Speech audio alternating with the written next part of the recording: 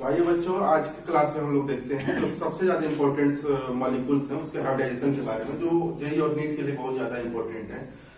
तो पहले हम लोग कुछ मॉलिक्यूल्स को लिख लेते हैं, उसके बाद इसका हाइब्रिडाइजेशन करते हैं। सबसे पहला जो मॉलिक्यूल्स हम बच्चों लिखते हैं वो लिखते हैं NH4+ ammonium ion, second H3O+ hydronium ion, third CO2, fourth I3-, fifth O3, six HCF2, seven HCF4, 9 HCF6, 10 SF6, 11 PCl3, 12 PCl5। चलिए इतने क्वेश्चंस को हम लोग अच्छे से देखते हैं।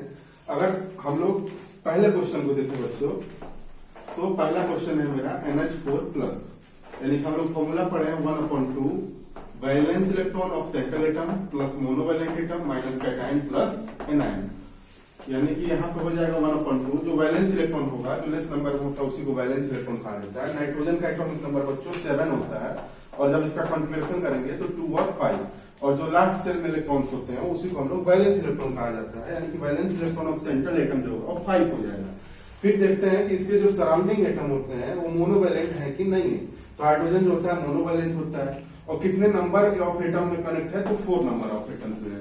तो यहाँ पे लिखेंगे 4 माइनस कैटायन, यानी कि इसपे कितने पॉजिटिव चार्ज लगे हैं बच्चों, तो 1 लगा है तो -1। इस पे कोई भी नेगेटिव चार्ज नहीं लगा है तो 0, यानी कि 5 + 4 9, 9 - 1 8, 8/2 करेंगे तो बच्चों आ जाएगा 4। और जब 4 एटॉमिक ऑर्बिटल्स कंबाइन होते हैं तो कौन सा हाइब्रिडाइजेशन बनाते हैं, तो वो बनाता है एक S का और 3 P का, यानी कि यहाँ पे जो हाइब्रिडाइजेशन हो जाएगा बच्चों sp3 हो जाएगा। फिर अगर हम लोग दूसरे एग्जाम्पल की तरफ देखें बच्चों, तो यहाँ पे हाइड्रोनियम आयन है, इसका हो जाएगा 1/2। यहाँ पे जो वैलेंस इलेक्ट्रॉन होगा, जो लेस नंबर में होता है वही वैलेंस इलेक्ट्रॉन होता है। ऑक्सीजन लेस नंबर में है, ऑक्सीजन का एटॉमिक नंबर बच्चों 8, कंपेरिजन करेंगे 2 और 6, लास्ट सेल में जितने इलेक्ट्रॉन्स होते हैं वही उसकी वैलेंस इलेक्ट्रॉन हो जाएगी, यानी कि यहाँ पे हो जाएगा 6। मोनोवैलेंट एटम यानी जो सराउंडिंग एटम है वो उस कितने नंबर ऑफ एटम्स में कनेक्टेड है, तो यहाँ पे 3 है, तो यहाँ पे लिखेंगे 3 माइनस कैटायन, इस पे एक पॉजिटिव चार्ज लगा है, प्लस एनायन, एनायन 0 है। फिर इसको जब हम लोग देखेंगे तो 6 + 3 9, 9 - 1 8, 8/2 की वैल्यू जो होगा 4 हो जाएगा, यानी कि 4 होगा। तो कौन सा हाइब्रिडाइजेशन बच्चों, sp3 हाइब्रिडाइजेशन। अब ये दोनों जो होंगे आइसो स्ट्रक्चरल होंगे। अगर क्वेश्चन बना दिया कि बताइए ये दोनों कौन कौन 3 मॉलिक्यूल दे दिया और पूछा कौन कौन आइसो स्ट्रक्चरल है, तो जिनकी हाइब्रिडाइजेशन सेम होगी वो आइसो स्ट्रक्चरल हो जाएगा।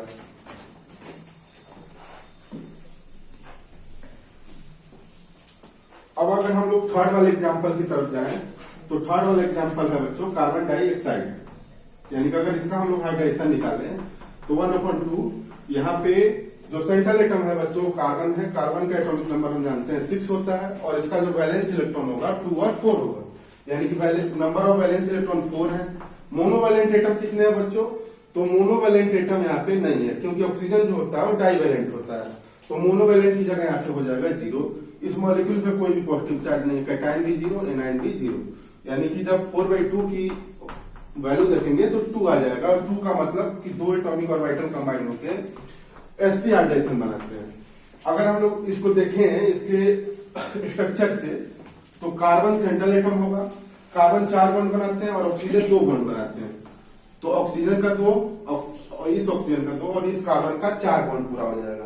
और अभी हमने बताया था कि जो हाइब्रिडाइजेशन होते हैं सिर्फ और सिर्फ सिग्मा बॉन्ड के एप्लीकेबल होते हैं, यानी कि यहाँ पे 2 सिग्मा बॉन्ड है, यानी कि 2 एटॉमिक ऑर्बिटल कंबाइन हो रहे हैं, यानी कि 2 हाइब्रिडाइज ऑर्बिटल होगा। कौन सा हाइब्रिडेशन हो जाएगा, sp।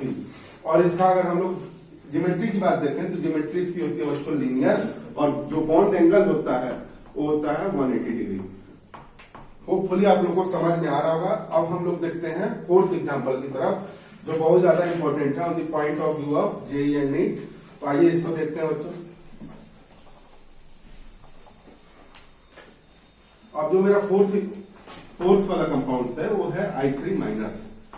अब यहाँ पे एक आयोडीन जो है 2 I2 से लगा हुआ है, यानी कि यहाँ जो सेंट्रल एटम है वो I है और आयोडीन जो होता है मोनोवैलेंट होता है क्योंकि ये ग्रुप 17 का एलिमेंट है और इसका जो वैलेंस इलेक्ट्रॉन होता है 7 और वैलेंसी -1 और इस पे चार्ज लगा है -1। तो अगर हम लोग इसका स्टेरिक नंबर निकालें तो 1/2 इस आयोडीन का वैलेंस इलेक्ट्रॉन बच्चों 7 क्योंकि ग्रुप 17 का एलिमेंट है। नंबर ऑफ मोनोवैलेंट की बात करें तो नंबर ऑफ मोनोवैलेंट होगा यहाँ पे 2 माइनस नंबर ऑफ कैटायन 0 और इस मॉलिक्यूल पे एक नेगेटिव चार्ज लगा और जितना नेगेटिव चार्ज होगा उसको ऐड कर देना है। जब इसको सॉल्व करेंगे बच्चों तो 7 + 2 9 9 + 1 10 यानी कि 10/2 की जो वैल्यू होगी वो हो जाएगी 5 और 5 पे जो हाइब्रिडाइजेशन होगा बच्चों वो हो जाएगा sp3d। होपफुली आप लोग को अच्छे से समझ में आया होगा। और जब इसकी हम लोग ज्योमेट्री की बात करते हैं तो इसका जो ज्योमेट्री आता है बच्चों वो लीनियर ज्योमेट्री आती है। चलिए हम लोग अगले एग्जाम्पल की तरफ देखें। अगर अगला एग्जाम्पल भी आप लोग का बहुत ज्यादा इंपॉर्टेंट है, अच्छे से समझिएगा।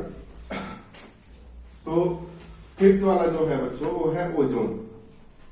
अब ओजोन कैसे कंबाइन होगा ऑक्सीजन और O2 से, यानी कि इसमें जो सेंट्रल एटम है ऑक्सीजन है और इस ऑक्सीजन का जो वैलेंस इलेक्ट्रॉन होगा 6 हो जाएगा। मोनोवैलेंट ऑक्सीजन जो होता है डाइवैलेंट होता है, यानी कि इस सेंट्रल एटम से कोई भी ऐसा मोनोवैलेंट डायरेक्टली कनेक्टेड नहीं है, यानी कि ये हो जाएगा आपका 0, कैटायन 0, एनायन 0, यानी कि 6/2 की वैल्यू जो होगा बच्चों वो हो जाएगा 3 और 3 जब एटॉमिक ऑर्बिटल कंबाइन होंगे तो कौन सा हाइब्रिडेशन हो जाएगा sp2। फिर अगर हम लोग अगले एग्जांपल की तरफ देखें HCF2 तो आइए इसको भी देखते हैं। HCF2 का एग्जांपल क्या है, क्वेश्चन बहुत ज्यादा इंपॉर्टेंट है। तो ये होता है जेनॉन डाइफ्लोराइड। तो अगर हम लोग इसका स्टेरिक नंबर निकालें तो 1/2 जेनॉन जो होते हैं आपके नोबेल गैस एलिमेंट होते हैं, helium, neon, argon, krypton, xenon, radon. तो इसका जो वैलेंस इलेक्ट्रॉन होता है बच्चों 8 होता है। फ्लोरीन मोनोवैलेंट एटम होता है, नंबर है 2, कोई भी पॉजिटिव चार्ज नहीं, कोई भी नेगेटिव चार्ज नहीं। 8 + 2 की 10/2 की वैल्यू जो होगा बच्चों वो हो जाएगा 5 और 5 पे जो हाइब्रिडाइजेशन हो जाएगा वो हो जाएगा sp3d। अगर हम लोग अगले एग्जांपल की तरफ देखें HCF4 को तो यहाँ पे जब स्टेरिक नंबर निकालेंगे तो 1/2 जेनॉन का वैलेंस इलेक्ट्रॉन 8, मोनोवैलेंट एटम 4 -0 + 0 यानी कि हो जाएगा 12/2। 12/2 की वैल्यू 6 और 6 पे जो हाइब्रिडाइजेशन आता है बच्चों वो आता है sp3d2। होप आप लोगों को वीडियो बहुत अच्छा लगा होगा। अगर अच्छा लगे तो लाइक, शेयर और सब्सक्राइब जरूर करें। धन्यवाद।